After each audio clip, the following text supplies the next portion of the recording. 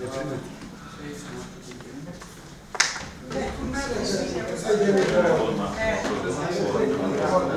duhe me në këshën kamerë.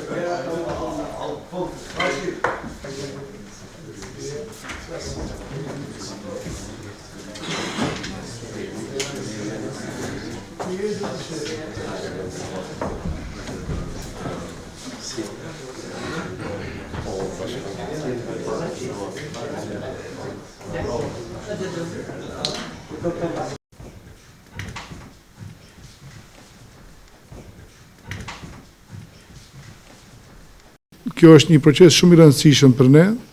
Fati i mirë është që ne të gjithë njihemi kandidatët, personalisht e njoh edhe Valbonin edhe Sebajadinin, kandidatët tjerë nuk e kemi këtu.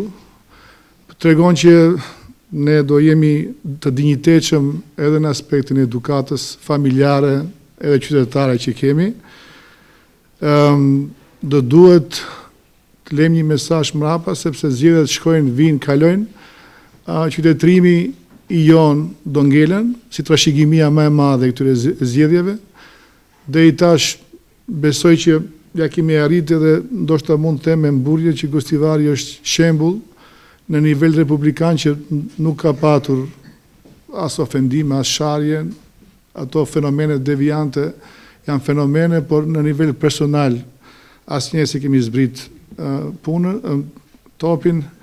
Do dua dhe do dëshiroj që të vazhdojmë në këtë mënyrë, sepse kjo është vetmja mënyrë që të piqemi edhe si shoqëri, edhe si komunitet, edhe si popull, që të lëmë një mesazh mbrapa që do duhet të përçohen tek ato që janë, me thënë, struktura partijake, sepse ndoshta ato mund nxehen më shpejt nëse ka një lloj deklarate ose një lloj diçka që mund të jetë ma kështu e nxehtë si deklarat. Por dua të them që në shoqëria, miqësia jonë do duhet të vazhdojë edhe pas zgjedhjeve, prandaj edhe uroj që kjo të jetë fushat e qetë, pa incidente, edhe të fitoj më i miri, patjetër.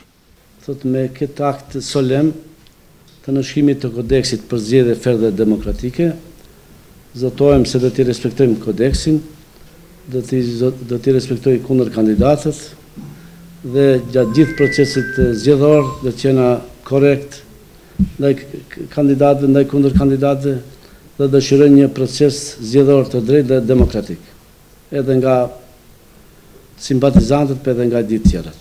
Të nderuar të pranishëm, ky kod për zgjedhje korrekte dhe demokratike, unë më shumë e perceptoj si një dokument formal për një periudhë të caktuar kohore, sepse kodi për mirësjellje dhe kodi për të qenë korrekt njëri me tjetrin është kodi të cilën ne e kultivojmë gjatë tërë jetës tonë dhe me të gjithë edhe bashkëqytetarët tanë, por edhe miqtë tanë.